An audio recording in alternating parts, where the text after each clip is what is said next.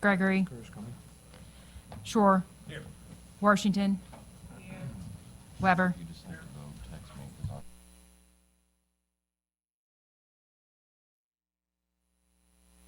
All right, we're gonna start the hearing with my Senate Bill 1452, and Senator Shore, if you want to just take the gavel.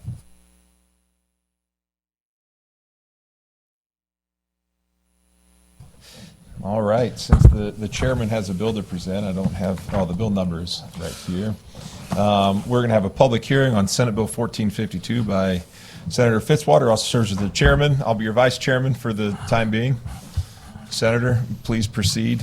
Thank you, Mr. Chair, members of the committee. Travis Fitzwater, Senate District 10. Thank you for heroically taking over. Happy to bring this bill before the committee.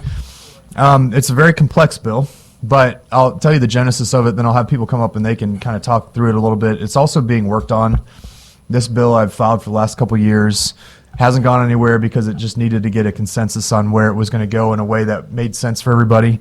But I'll get into that if you have questions on it. But this is a prompt pay law. The reason why this is important to me is I've mentioned this story every year that I've been here too, and I've filed this bill. As my father-in-law is a subcontractor, has certainly dealt with his moments of being the last in the line to get paid, and has been a problem. So just trying to figure out what is the solution to that, and kind of looked at some other states and what they do, and try to figure out with the subcontractors what kind of language can we get to where we can make sure that contractors are getting paid appropriately and promptly. And so that's the genesis of this bill. There's a lot to it, but I know that the groups that are opposed to it and the groups that are for it are in a room talking about this. So we're working on what that looks like. It's likely going to look like a public prompt pay that some other states have, that we can rely on, and wouldn't be as maybe as focused on some areas that really needed some fixes. So happy to talk about it, and have a bunch of witnesses that I'm sure will come up here for and against the bill, that will want to talk about it as well. Thank you, Mr. Chair. All right, thank you for your presentation. Any questions for the senator? Senator Washington. Hi, Senator. Hi, Mr. Chair. Just for clarity, this isn't about the dollar figure paid. It's just about making sure our contractors get paid so that they can pay their employees, right? Yeah, it's a prompt pay bill. So basically it's trying to do what that says. So we're just trying to make sure that they're not waiting months and years to get paid for the outlay of all the expenses and everything that happens, as they provide the efforts in a lot of these jobs. Like in other businesses that say like net pay 30 or net pay 15, we're just trying to bring our construction industry into, even though we know there are some nuances with construction, but we're trying to make sure that our small businesses and even some larger businesses don't go out of business while they're waiting to get paid, correct? Very basically, that's correct, yes. Okay, thank you. Further questions? Seeing none, we'll roll through testimony in support of Senate Bill 1452. As always, make sure you fill out a witness form. Looks like you did that. Thank you very much. Please proceed when you're ready. Thank you. Good afternoon. My name is Xavier Gassier. I'm here testifying on behalf of the St. Louis Chapter National Electrical Contractors Association. We represent approximately 130 contractors in the eastern half of Missouri doing electrical work. We are testifying, obviously, in favor of this bill. The senator kind of did a great job of outlining the fundamental pieces. Big picture, this is about kind of risk and transfer risk.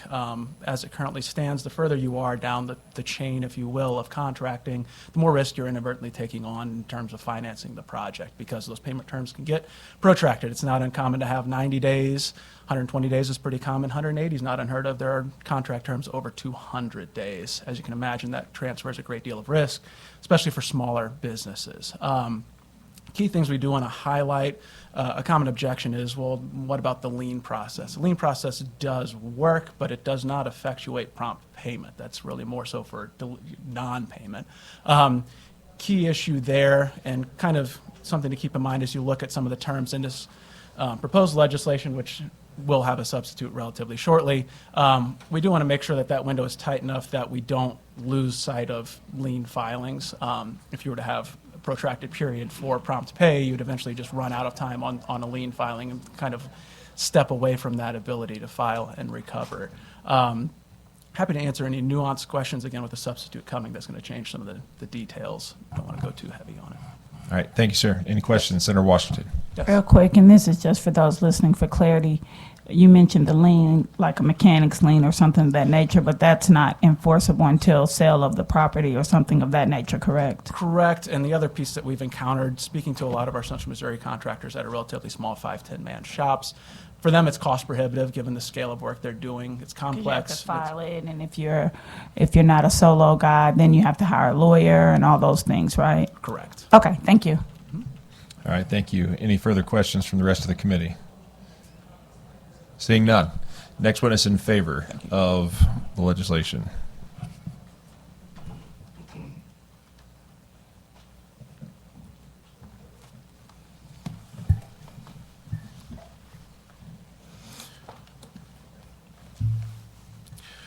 Good afternoon, Chair, Committee.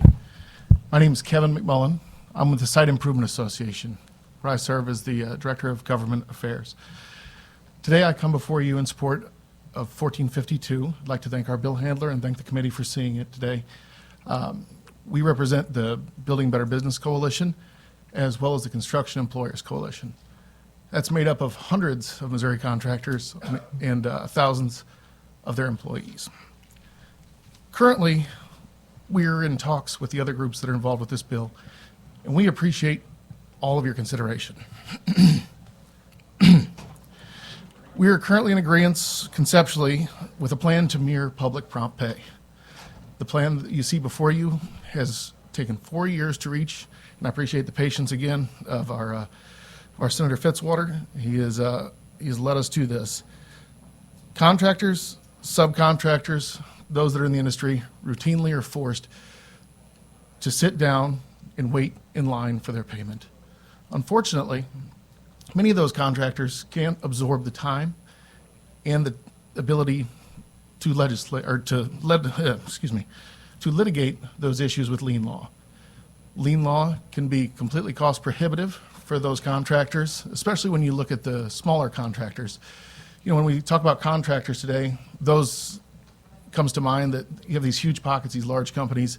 Really, it's your mom and pop shops. I mean, the contractors that are represented by this bill are those that have 5 employees, those that have 10, 20, 30 employees. And they're struggling to make payroll each week and make sure that their dreams are upheld and that they're paying the employees that are spending money within the districts. They're making sure that their kids are fed. And at the end of the day, it's hard for our contractors to do so, bid work competitively to where it's fair to those in the industry without the ability to reclaim what is owed to them. At the end of the day, what's fair is to do the work promptly, to do it correctly, per spec, to do a good job, and to get paid for your work in a manner that's possible. So with that being said, I'll take any questions that you may have. All right, any questions for this witness? Seeing none, thank you for testimony. Next witness in favor of Senate Bill 1452, please come forward.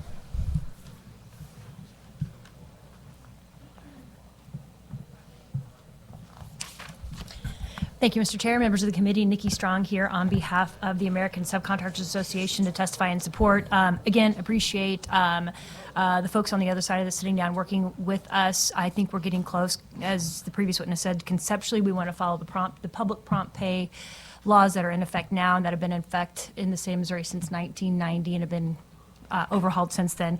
One other piece I just want to mention briefly, we are also working with the HBA on some of the concerns. There's a partial carve out for residential in there. We're trying to work through the appropriate wording in that to give them the carve outs that they wanted.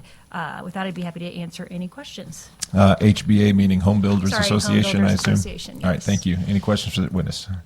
Seeing none, thank you for testimony. Next witness in favor of Senate Bill 1452, please come up.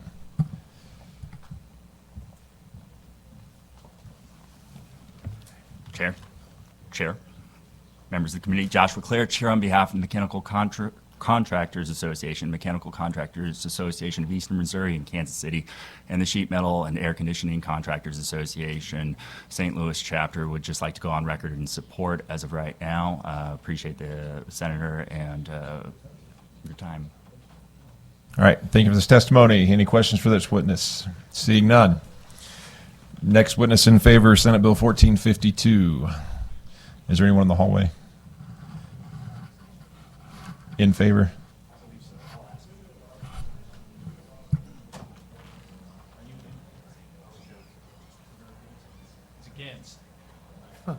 All right. Going once, going twice for witnesses in favor. All right. Seeing none. Witnesses in opposition to Senate Bill 1452. Please come on up. Come on, Ed. Give you a break. I'll be easy on you.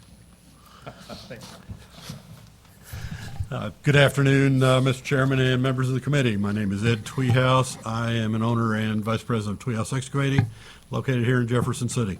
I'm also here today speaking on behalf of the Associated General Contractors of Missouri. They represent approximately 550 union, open shop, large, small, general construction, residential construction, anything. We appreciate Senator Fitzwater and the proponents for engaging in conversation on this matter. We share the goal of promoting timely payment and holding bad actors accountable. However, we must respectfully oppose SB 1452 as currently drafted. Importantly, we are actively working with proponents of the bill to develop language that more closely mirrors Missouri's public prompt pay law. That framework has functioned effectively for 30 years and provides a balanced, predictable structure. We believe aligning with that model is the appropriate path forward. From my company's perspective, as both a general contractor and a subcontractor, most contractors operate in good faith. It's the bad actors we're dealing with. Currently, payment terms in private construction are negotiated contractually, and some flexibility is crucial. Several provisions in this bill raise serious concerns for us. While not comprehensive, a few of those are the required 7-day payment deadline from general contractor to subcontractor is unrealistic. Funds often take longer to even clear the bank, and the added 2-day notice of the general contractor to a subcontractor that we've been paid creates a substantial administrative burden. These costs will ultimately be passed on to owners and consumers. Second, this would allow contractors or subcontractors to stop work over an unproven payment dispute while limiting termination rights.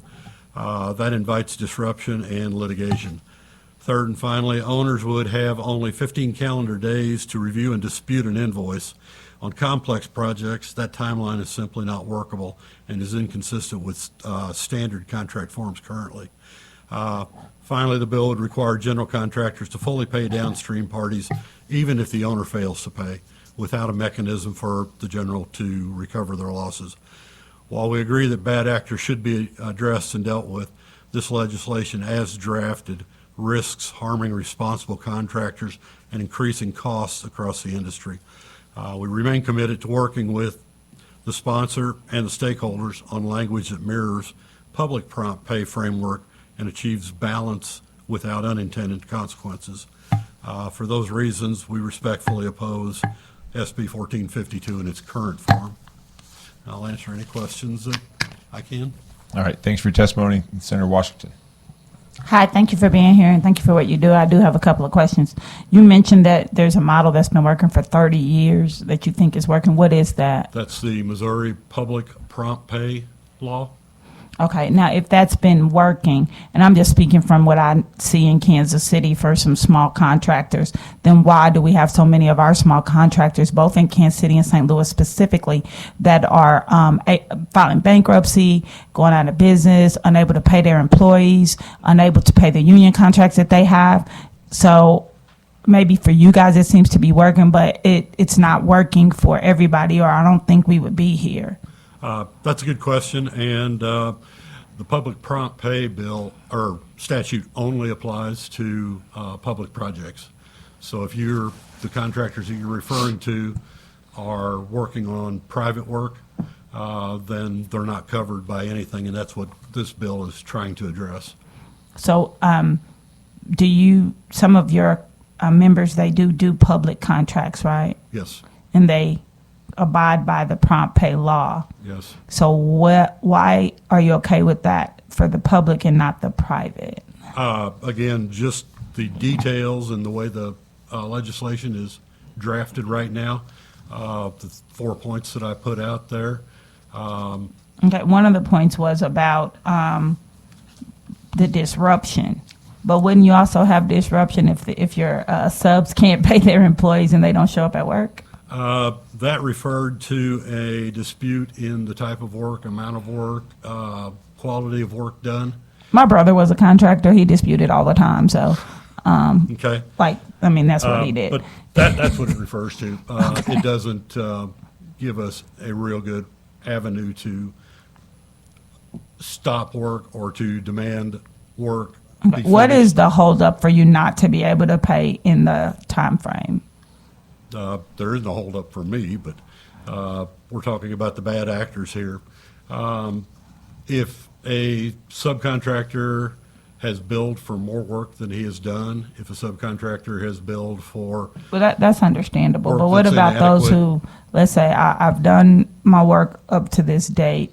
You've drawn down from your whatever money you have, whether it's from the bond or whatever you got. You have your money. I've done my work, and I've given you a bill. Why can't you pay me within 10 days, 15 days, or whatever you guys can work out? I should be able to, within reasonable guidelines. What would be reasonable to you?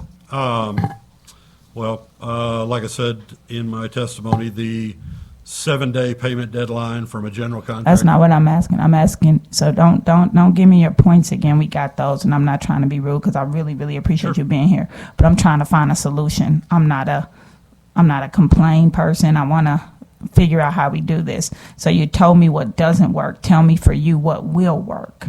The Missouri Public Prompt Pay statute, the current statute, put into a private form will work. Okay. I think What- I have one other thing. You mentioned something about paying subcontractors, employees when the subcontractor doesn't pay. This bill had some No, when the owner doesn't pay. when the owner doesn't pay. Right. I'll save that. Thank you. Okay. Further questions? Seeing none. Thank you for being here in your testimony. Next witness in opposition, Senate Bill 1452.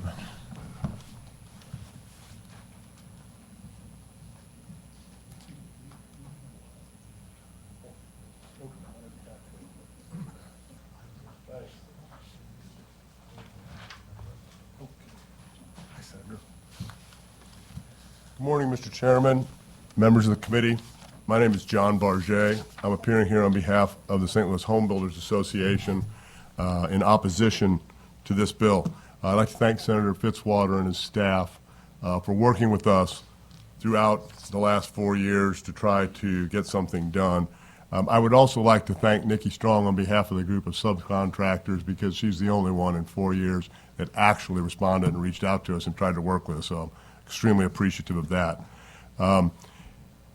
Been a couple things referenced here. I would like for you to keep in mind what you've heard here talked about and what was talked about earlier in the hearing Senator Fitzwater referred to in the House this morning is the Prompt Pay Act and some large construction projects. I represent residential home builders of all sizes, and you may hear from others from other parts of the state. Some of these folks have been building houses and build small houses, 3 or 4 houses. In so many cases, the spouse is the individual that's taking care of the bookworks when he or she get home from work. Residential construction is done in a lot of different ways, and you don't need me to educate you on the fact that for centuries, homes have been built for Americans on a handshake. People have built homes on, I'll pay you when I get paid. This bill prohibits that. What we have asked is to be removed, residential home building, as you know it, to be removed from this. A lot of talk about the Public Prompt Pay Act. Senator Washington was just talking about that. That's all great. With all due respect to everybody involved, my home builders don't build public projects. We don't deal with the Prompt Pay Act.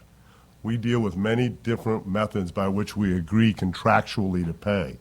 There are a lot of builders in this state that are going to be negatively impacted by this. Additionally, We have consulted with some of our lenders and title agents, who have for years administered a disbursement plan on a home when it is built.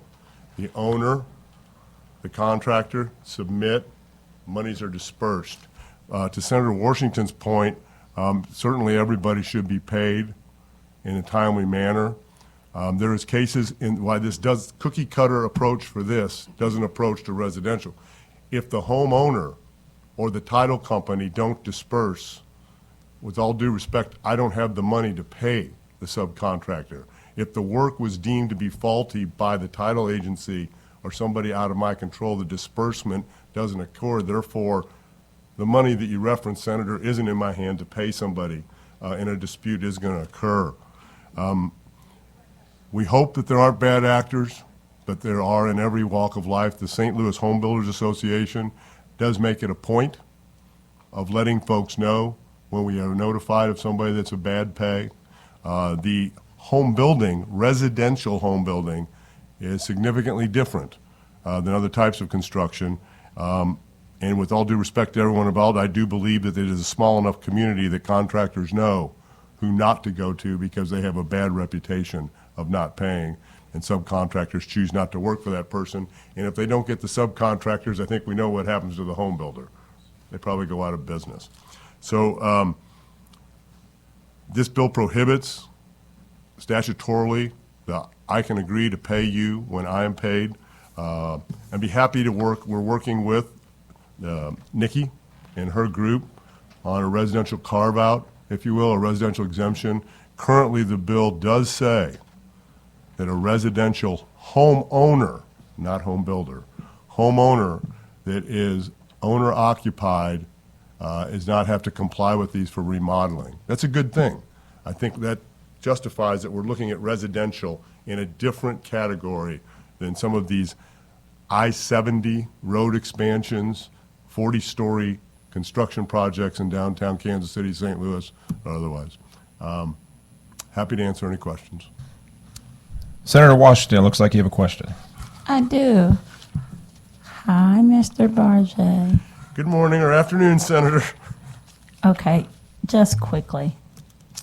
When we're talking about the home builders, what about like a new subdivision? Would that be excluded under your proposal? Yes, ma'am, it would. Okay, so, The residential construction of a home within it. right. So like, I don't know, home build, I don't want to call out some of ours. Because I think one man probably don't even work at his own company no more, but they still build beautiful homes. So say that they're building a whole subdivision with 50 homes. And they are homes, it is residential. Are we saying that we still want them excluded? Yes, ma'am. Okay, even if, like, to build that subdivision, they're getting like some sort of incentives from the governments, then we still want them excluded? Because now we're talking about multi-millions of dollars. We're not talking about the person, we're not talking about someone, me and my man in the green, just one-on-one, him building me a house. We're talking about lots of money, lots of building going on, and depending on the size of that builder, I agree that residential is different, but I don't know how I feel about, please do not get mad at me, but this is the only one I know. Don Julian being able to say, I don't have to comply with this to make sure I'm paying on time. And he builds, Sure. He's, I don't know who your big builder is in St. Louis, but in Kansas City, he is a very, very, very large builder. And we have an amazing home builders association. I would never take that away from them. But do we maybe resolve that with a dollar figure, or I don't know. But I don't think someone who's building, I need more education on someone who's building $100 million homes a year to be okay with not paying their subs on time. Well, Senator, it's a great question. I don't know Don Julian, if that's the name. I don't know them. I represent the St. Louis home builders. And so first You and should get to foremost, know him. He's amazing. Well, I'd Well, love his the, homes I are would love the amazing. I don't know the opportunity, and I'm man, sure his so, homes are fine. A couple of things. One, everybody should be paid on time if they're doing the work that we're required, and they have a contract with them, in my opinion, that should be honored. And I'm sure Mr. Julian, is it Mr. Julian? I don't want to, Mr. Julian subs, I'm sure are intelligent individuals that know how to enter into a contract. So I don't know about that specifically. I believe everybody should be paid on time. And the horror stories, if you will, that we have heard for the last 4 years have not involved anywhere that I have heard residential construction. They have been in other areas of the construction world. And again, those were stories. I don't have any verification that they're true. However, the other question you asked was about public subsidies, and we have in the St. Louis home builders people that build 50, 60 homes in a subdivision, and we have some that build 2 or 3. But to the best of my knowledge, I'm not familiar with public subsidies that go into the residential home building of a single-family home. Oh, they do in my district. I apologize that I'm not aware. Can't of that. afford the homes, but there are subdivisions in my district that receive lots of incentives. I'd be interested in learning more about that. I Senator. will take you there next time you come to Kansas City. Thank you. Thank you. Well, Senator, looks like it's you and me. I'm assuming you don't have any more questions. I apologize I ran off your senator. Jeez. Thank you, Mr. Barjay. Next witness in opposition, Senate Bill 1452.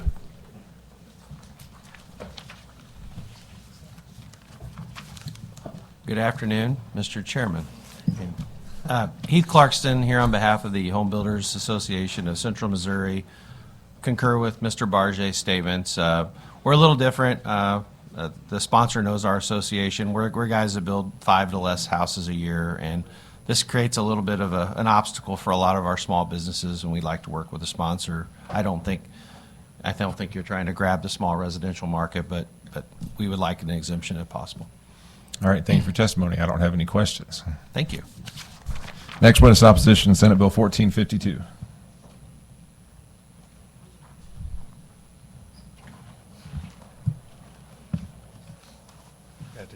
Good afternoon, Mr. Chairman. It's a pleasure to be here before you and the committee. My name is Marcos Delata Rodas. I am with the Associated Builders and Contractors. I'm a registered lobbyist and their director of government affairs. A little bit of our association, we represent over 270 members of all sizes in the merit shop construction industry, which makes up 73% of Missouri's construction workforce and employs an estimated roughly 22,000 employees under the membership currently. And our opposition with this bill as written is, and I'm going to try to break this down because I know we've heard a lot of folks already, but our issue is that it's just risked with contractors without adding new enforcement realities. So right now, the bill imposes strict deadlines and detailed notice requirements, but does not create a new enforcement mechanism. If payment is not made, subcontractors will still need to rely on seeking litigation or mechanics lien or other forms of litigation to remedy which already exists under current law, and it reallocates contractual risk and dictates what 2 private parties can put into their contract. So this isn't a public prompt pay. This is strictly 2 private entities. And we're concerned that this would also harm economic development in the state, quite frankly. If we're serious about growing Missouri's economy and attracting major industrial investment, we should be cautious about creating a contracting environment that deviates widely from standard norms. I have several contractors who work in the industrial and commercial space exclusively at times, and they're used to having out-of-state development and big investors request 120 payment terms, request litigation or mediation be done in their home state where they're, headquarters. By not allowing these kind of industry norms to be present in those larger projects, we run the potential of having these larger investments in projects, whether they're manufacturing facilities, data centers, regardless of what you believe in them, new energy development, just choose different states to invest in. And we want contractors to be able to grow and pay their people and have more projects to work with, and look at enforceability and finding reform in the lien law so that we can go after bad actors, whether that's just extending the deadlines so that we can deal with those folks who aren't doing the right thing while also not harming economic development in the future of the industry here in Missouri and keeping us competitive on the state and the world market. All right, thank you for your testimony. Appreciate it. Next witness in opposition, Senate Bill 1452.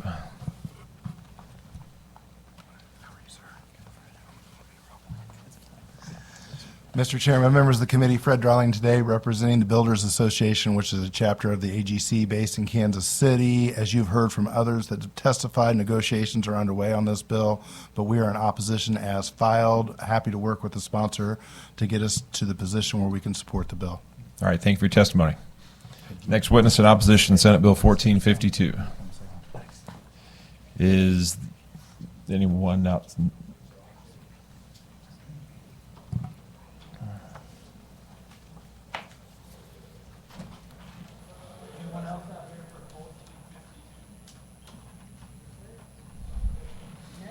All right, anyone, information purposes only on Senate Bill 1452?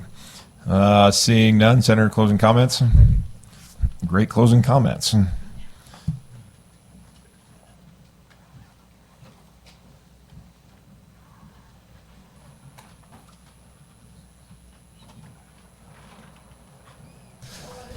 right, now we'll go to hearing on Senate Bill 1605, and Senator Gregory has heroically stepped up for our colleague, Senator Henderson, due to Senator not being able to get to Jeff City. So, Senator Gregory, proceed when you're ready. All right, for the record, I am Curtis Gregory, State Senator 21st District, presenting Senate Bill 1605 on behalf of Senator Henderson. Maybe he's listening. I'll maybe get some text messages throughout telling me, hopefully, what a great job I'm doing for him. I've got some of the notes that they put together on it. Senate Bill 1605, straightforward legislation. It will add 7-OH, which is 7-hydroxymidogyne. Maybe I pronounced that right. Someone behind me who I've met earlier was going to be able to say it better than I am. To Missouri's Schedule I controlled substance list, effectively banning its sale in the state of Missouri. Under Missouri statute, a Schedule I substance is defined as one that has high potential for abuse and has no accepted medical use in treatment in the United States or lacks accepted safety for use under medical supervision. It would place it in the same category as other Schedule I substances.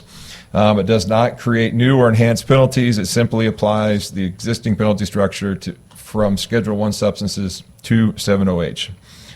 The bill does not prohibit kratom itself. 7-OH is a chemically altered form from the kratom plant. 7-OH, I think, if memory serves correctly, is in the leaf of the plant at about a 2% rate, and when harvested and they run it through a chemical process, that's how you get the amped up version that you're seeing sold today. It doesn't prohibit kratom itself or the lawful possession and use of natural kratom products. It simply addresses the concentrated 7-OH product. From a personal perspective, this is something, my wife works in healthcare, and at the doctor's clinic, we were speaking one time, and they do have, the question was asked, can we do anything about this? We're seeing patients that are addicted, and it's just freely being sold currently, and anyone can get their hands on it. So with that, Mr. Chair and committee, singular committee, I'd be happy to take any questions, but I know I've got some witnesses behind me that can probably do a lot better justice. Thank you, Senator. We're going to go into testimony. How many here in support of the bill? How many in opposition? Okay, we're gonna do this really quick. Just be aware of who is up here. Just know that you can go into incredible detail. But this is we're hearing this in large part because we have great respect for Senator Henderson, and this is going to be moving. We're just going to figure out what that's going to look like going forward. So, if you could make your comments brief, it would be appreciated. Senator, well done, taking it on. Anybody here to testify in favor? Go ahead and hop up.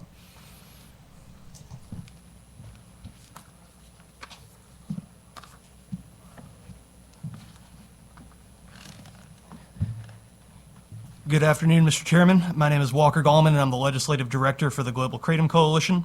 The GKC is an alliance of consumers, researchers, public health advocates, and responsible industry leaders committed to advancing science and ensuring continued regulated access to natural kratom leaf. The GKC strongly supports SB 1605, which would ban 7-hydroxymitragynine, or 7-OH, in concentrations exceeding 400 parts per million, which keeps the concentration aligned with what is found in nature.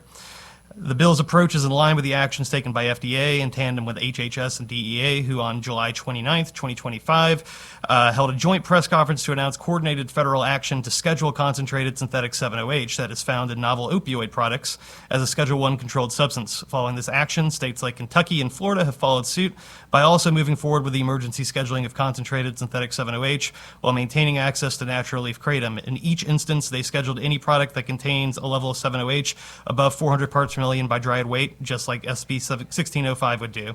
Crucially, the FDA made exceedingly clear that their recommendation applies only to products containing concentrated, unnatural levels of 7-OH, not products that contain natural kratom leaf. Natural kratom enjoys inherent consumer trust through centuries of safe use, commonly consumed in forms such as capsules, powders, teas, and liquid suspensions. Concentrated synthetic 7-OH products bear absolutely no resemblance to the natural leaf kratom products that are used by thousands of Missouri consumers. As you may know, natural kratom leaf is a botanical from Southeast Asia with centuries of safe traditional use that's grown in popularity in recent years. Today, 23.9 million people in the country report consuming natural kratom leaf for its functional benefits.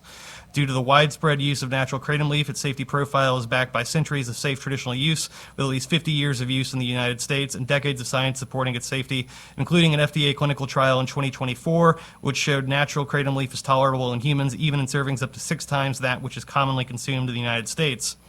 As the science on natural kratom has advanced, it has become overwhelmingly clear consumers should not be prevented from accessing this natural botanical. However, we need to also acknowledge that not all kratom is equal, and in fact, not all products that call themselves kratom actually are. This is exactly what SB1605 does expertly. For context, natural 7-OH is an oxidative byproduct compound found in trace amounts in dried kratom leaf. However, concentrated synthetic 7-OH products contain more than 100 times more 7-OH than what is found in natural kratom leaf, the result of which is a product that is 13 times more potent than morphine. Natural kratom leaf's composition is about 50% fiber, 25% antioxidants, with the remaining 25% consisting of over 50 naturally occurring alkaloids that work in tandem to give the plant its effects.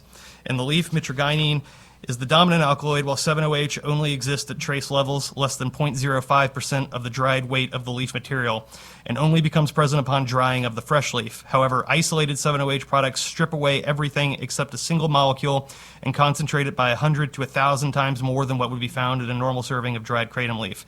These are not variations of the same product.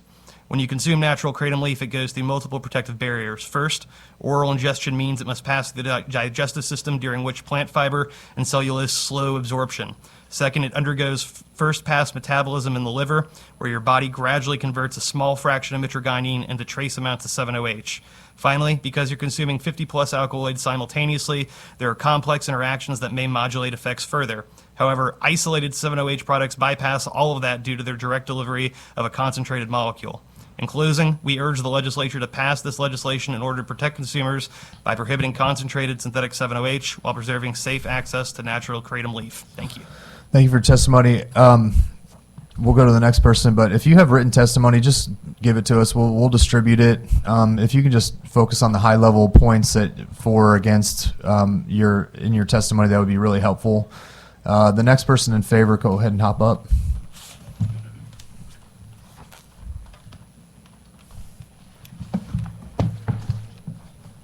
Mr. Chairman, members of the committee, Jacob Scott with the Missouri State Medical Association, a large trade organization for physicians. Just wanted to go on record and support, the real high points is this is not an FDA-approved or regulated product, and, we believe that this is way too accessible. It's a public health threat, and we think Schedule I is a great idea. Thanks. Thank you, Mr. Scott. Anybody else here to testify in favor?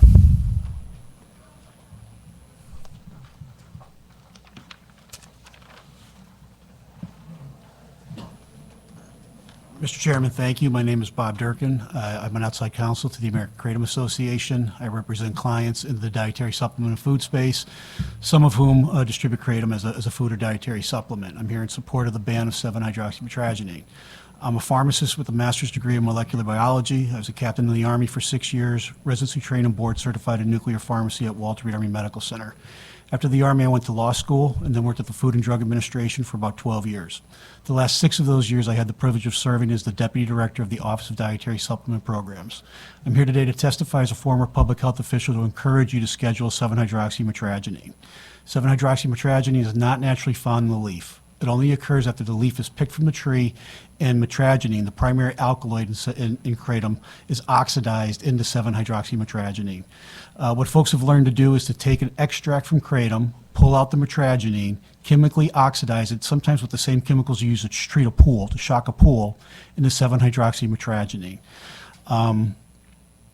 7-hydroxymetragenine is a full opioid agonist. It does a lot of things in the brain. It attaches to other receptors, but it's undeniable that it's an opioid agonist. It binds to the same receptor in the same way as morphine or fentanyl does. It has 15 times the affinity for that receptor. It causes respiratory depression, causes analgesia, causes stupor. There's withdrawal and habit with 7-hydroxymetragenine. In the state of California, they believe they linked it to at least 4 deaths, and there's an occurrence of a baby who got its hands on 7-hydroxymetragenine and had to be rescued with naloxone. On July 29th, the DEA and the FDA, the Commissioner of FDA, the Secretary of Health and Human Services, stood on a stage, and they had a graph behind them of the waves of the opioid epidemic: pills, heroin, fentanyl. Fentanyl was coming down. The next wave coming up was 7-hydroxymetragenine. The Secretary pointed to that spot in the graph and said, "We're stopping the next wave of the opioid epidemic now." FDA sent an 8-factor analysis over to the DEA supporting that 7-hydroxymetragenine should be Schedule 1 as a narcotic. As was previously said, several states have already done this. As a pharmacist, as a former public health official, as an attorney, I'm happy to answer any questions you might have about banning 7-OH. Thank you, sir. I mean, your resume is incredibly impressive. Thank you for your service and appreciate your time here today. Anybody else here to testify in favor? Last chance. Anybody here to testify in opposition? Go ahead and hop up.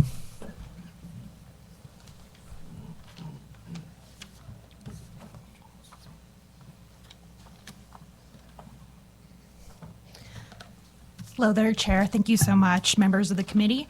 My name is Dr. Michelle Ross. I'm an addiction scientist and court-qualified expert on kratom and 7-OH. I strongly oppose making kratom alkaloid 7-hydroxymetragenine, known as 7-OH, a Schedule 1 drug in Kansas. First off, a Schedule 1 ban with a 400 parts per million limit is not based in science and is just duplicating bad policy from other states. A serving size cap of 10 milligrams of 7-OH would reduce risk of abuse and adverse effects while allowing for therapeutic use, and it avoids criminalizing consumers. Now, listening to the other experts that have presented, I just want to really point out and make it very clear that there is actual false information that has been presented to you. First off, 7-OH is not a full opioid agonist. Fentanyl is, morphine is, almost every other opioid known to man except for buprenorphine, which is the active ingredient Suboxone. That is a partial opioid agonist and actually a treatment for opioid abuse. Do you know what 7-OH is? It's also a partial mu opioid agonist, so it is not a full one. This is not unsettled science. There is no scientist in the country that thinks that 7-OH is a full opioid agonist. This is a lie presented by lobbyists from the Global Kratom Coalition and the American Kratom Association in order to make a manufactured crisis and a false narrative that 7-OH is dangerous and must be banned. Why would they present this? It's because their own products, which are blended kratom and kava products in drink format, are known to also be addictive and do have risk. But instead of asking for smart regulations that would safeguard the public, they instead are pointing the finger, look over there at these products. They're dangerous. We're not dangerous. And so when they make the conversation about kratom leaf, natural kratom leaf, and then only 7-O products, again, these are 2 different categories of products, there is a third and a fourth category of kratom products. They are trying to distract you from the fact that their own products have risk. And by eliminating this other category, it's regulatory capture, it's not public safety. So I just want to point that out there. There was 2 more lies that were presented today by the experts. One is that there's actually 3 lies. One is that 7-OH is not found in the kratom leaf. It is, in fact, is. That's settled science, and I can provide the references if you'd like. A second lie is that 7-OH is 13 times more potent than morphine. In fact, it's less potent than morphine. So That has been presented by the FDA, but that was cherry-picked from a study from 24 years ago in guinea pig gut. There have been so many studies since then. And again, even as recently as last year, that have confirmed that this is not the case, that 7-OH is in fact less potent than morphine. So that is a lie. We can't cherry pick the science. We have to pick relevant models and also recent research. We can't just pick one study to support our false narrative. And again, that's not my false narrative, that's their false narrative. But we have to look at the science and create policies based on evidence. Another lie that was presented was that 7-OH binds 14 to 22 times more strongly than morphine at the opioid receptor. That's in fact flipped. It actually binds 14 to 22 times more weakly at the receptor. So again, you've been painted this picture of overstated risk that 7-OH is so dangerous it must be Schedule 1 banned. I'll give you another fact here. So every single kratom user, 24% of the metrogene in that kratom is converted into 7-OH. It's not a small amount, 24%. And so every single kratom user in America and in the state of Missouri, and by the way, there are over 360,000 residents here that use kratom, every single one of them has 7-OH in their body, and there hasn't been a full-blown crisis. So I just want to put that out there. I'm actually a kratom researcher and a 7-OH researcher. I've worked in this space for 14 years, and I just want to give you a high-level view of who uses 7-OH, because it's not drug addicts, it's not low-lifes. And we only have a couple minutes left in our hearing, so if you can try to rattle through those really quickly, that'd be really helpful, because I think there are several others who want to also testify in opposition. I appreciate that. I will keep it short. And if you have data right there that you can just read off, you can send it to us. We will distribute it to the committee, and they can read it at their leisure. Sure. I just want to make sure people hear, because I am the expert and I did fly in for this Sure, hearing. yeah, and you're obviously very knowledgeable, so we appreciate that. Yeah, no problem. 8% of 7-O consumers are veterans, 2% are law enforcement, and 12% are healthcare professionals. So these are responsible Americans. The average age is 41 years old. They are using this for chronic pain, opioid abuse recovery, alcohol abuse recovery, benzodiazepine abuse recovery. This is not a recreational drug. And by the way, for a Schedule 1 drug, this should be a drug with high abuse potential that is harm. In fact, what the data shows is that if you ban this, 17% will consider suicide, 25% will go seek out heroin and other illicit opioids, and 50% will seek out 7-OH from the illicit black market, say online, or go to another state for it. So banning this via Schedule 1 will not have the impact you think. And also, again, the risk from 7-OH has been overstated by the experts here, by the FDA. And in fact, many of the papers that have been cited in support of this has actually been retracted. So I'll leave you with that. I'd be so happy to answer any questions you have, and I will let the other Thank you. I don't have any questions, but I would remind you we are in Missouri. You mentioned that this is for legislation for Kansas. I'm so sorry, Missouri. That's okay. You have a lot of data there, so I just wanted to make sure. Yeah, I did just testify. You're going to fire a lot of people up in this building. I'm so just sorry. keep throwing that around. All right, been next, a long week. Yeah, no worries. Next in opposition. Come on, hop on up.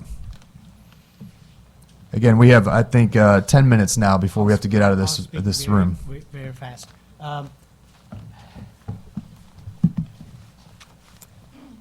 Thank you. Good afternoon, Chairman and committee. Thank you very much. My name is Philip Gao. I actually from Kansas. And when You I guys was are here this killing morning, your whole, I mean, we may pass this bill today. You guys keep doing this. One gentleman said, the toilet ran out of paper. I need your hat.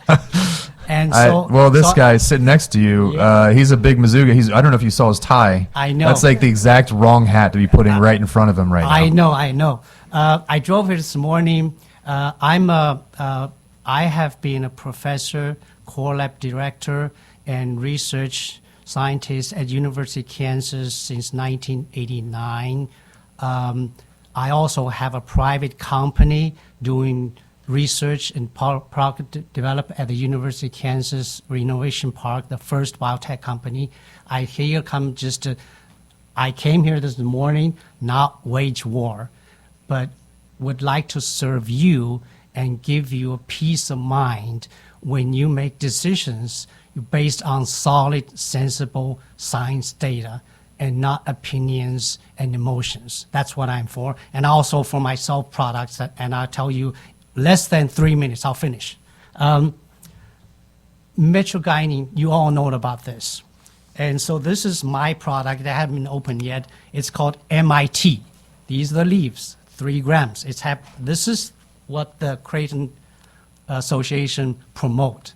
And I drink this, and all good things Southeast Asian people use for millenniums to cope with pain and fatigue. This is one I bought. This is not mine. And this is 3 grams of it. And I can throw all the numbers, 30%, 20%, all the things. The basic thing is if you drink this and 30% thing called metrogynine is converted into 7-OH. So 1 bag of this is about 4.5 milligrams 7-OH. So 1 bag of this, 1 pill of this. They're the same. You can't stop the liver. So you drink it, 20% of metrogynine is converted to the 7-OH, whether you like it or not. And more important, as a biochemistry, I can tell you almost all the biological, physiological activity is coming from 7-OH. It's like you have sugarcane, sugar, and alcohol. The first 2 are not doing anything. It's the alcohol is doing. It's the OH doing something. So you have this and you have this. The only OH is fatigue, pain, all the other things. So these 2 are the same. And then think about it, about toxicity. I did cellular level, rodent, and canine. I throw all the numbers out, not because I'm good at numbers, but just to tell you, you will need male 175 pounds, 80 kilos. You will need 533.33 bags to get killed. Okay? This, at the same level, 503.3 pills, you don't get killed. This is less toxic. This is scientific fact. I'm not making this up. And then talking about synthetic things. All these things, sugar cane, sugar, alcohol, tobacco leaves, cigarette, nicotine patch, kratom, metrogynine, 7-OH. They all natural products or metabolite. Almost all the vitamin C's and insulins you're taking today are synthetic. Nobody call them synthetic, right? Call them 7-OH synthetic, call the insulin synthetic or vitamin C synthetic. They're natural occurring product or metabolite. I'm stopped now. Thank you. Just tell you. Yeah, we're running it. now. We have 5 minutes left. Yep, Appreciate that's your it. time, and thanks for coming in from Kansas. Next up, we're gonna have to go to a 1-minute timeline to make sure we get through everybody. I'm apologize, but I think we're getting the point. Thank you, guys. My name is Eric Kieser, and I am handicapped. I was born with a genetic disorder known as hip dysplasia. It is very painful to the point I had trouble even walking. The 7-OH changed all of that for me. Before I started taking them, I was in so much pain that I had to be pushed in a wheelchair at the airport and cruise port. It was embarrassing. My love of travel was becoming more difficult. Thanks to 7-OH, I can walk it all of myself now. Because of my handicap, I had ballooned in weight. I was 305 pounds. I couldn't stand for too long. I wasn't sleeping. Everything constantly hurt. My life was miserable. I started taking the advanced alkaloid 7-OH in December of 2024. And I haven't looked back. I am no longer in constant pain. It doesn't hurt to lay in bed. It doesn't hurt to stand. It doesn't hurt to sit too long. I am now able to walk. I'm able to walk so good that I'm blowing out my daily step counter. I'm able to walk so good that I've lost 95 pounds in 14 months. I'm healthy. I'm thriving. I'm here for my life and my family. I won't die an early obese death thanks to 7-OH. I never took pills or narcotics for my pain like others have. I never turned to street drugs like others have. I have never once overdosed on 7-OH. I have never once needed medical attention for taking 7-OH. Opioids are a problem in this country, and opioids are a problem in this country, and you are trying to ban a legal, safe, natural alternative to opioids and the fentanyl epidemic. Politicians talk about fentanyl overdoses have dropped and pat themselves on the back claiming it's because of the availability of Narcan. No. Overdoses have dropped because of a safe, legal alternative, 7-OH. 7-OH gave me my life back, and I will forever be grateful. Thank you, sir. Anybody else here to testify? How many more in opposition? Okay. Former state reps get 10 seconds. Tops. My name is Terry Blevins, and I'm a former local and federal law enforcement officer and speaker and board member of LEAP Law Enforcement Action Partnership.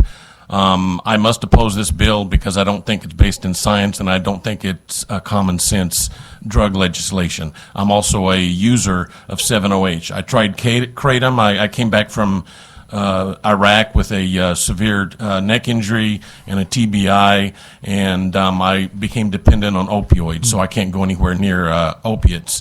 Tried kratom, had some side effects from it, didn't work for me. Tried 7-OH, and it has absolutely changed my life. I'm here to testify to the fact that if you remove this from the market, you will be affecting a lot of veterans and a lot of law enforcement officers who currently use it as treatment. Thank you very Great. much. Thank you. Thank you for your service. Anybody else here to testify in opposition? Clock's already ticking. Thank you, Mr. Chairman, members of the committee. Ron Hicks, I represent American Shaman.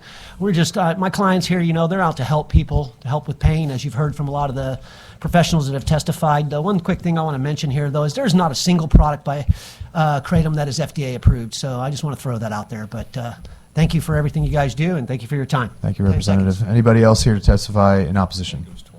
That was longer than 10 seconds, by the way. Hey, I'm Vince Sanders. I'm the founder of American Shaman. How are you? I have 1 minute. Real quick. Okay.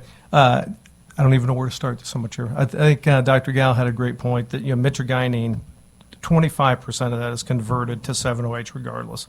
So you can't separate the two. If salt becomes cyanide once your liver passes it, salt can't be good for consumption and cyanide's bad, right? If one's going to kill you, so's the other. So if we can't look at the science and figure out how to regulate this, you have to ban them both. Right, I mean, either it's safe or it isn't. So, prohibition kills. Right, we've learned that for over a century. We have to regulate and figure out an intelligent way to do that. I'm happy to keep talking if you give me time. I mean, if you have repeating things, you know, that have already been discussed, you know, we've covered those. Okay. Well, how about just quickly the process, the synthetic process? We do what your liver does. We just do it in a lab. We oxidize the mitragynine into 7-OH. Saving your body the effort of doing that. Okay. It's a very simple process. You hear, oh my God, it's synthetic, so scary. Not true. Okay. Anybody else here to thank you for your testimony. Anybody else here to testify in opposition?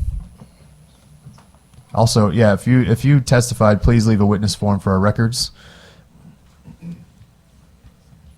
How much time does he get?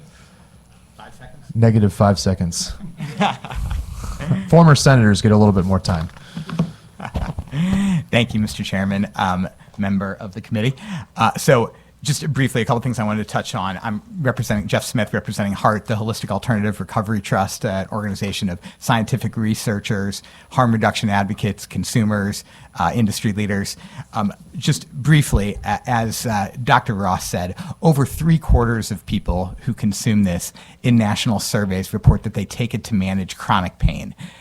We've got an epidemic of chronic pain. 1 out of every 4 adult Americans right now report suffering from it, including this guy after I set a screen on him tomorrow morning. But anyway, I wanted to just briefly talk about some of the promise of 7-OH, not just as a tool to help people struggling with chronic pain, but as a tool, as a couple of the witnesses said, to help people have an off-ramp from opioid addiction.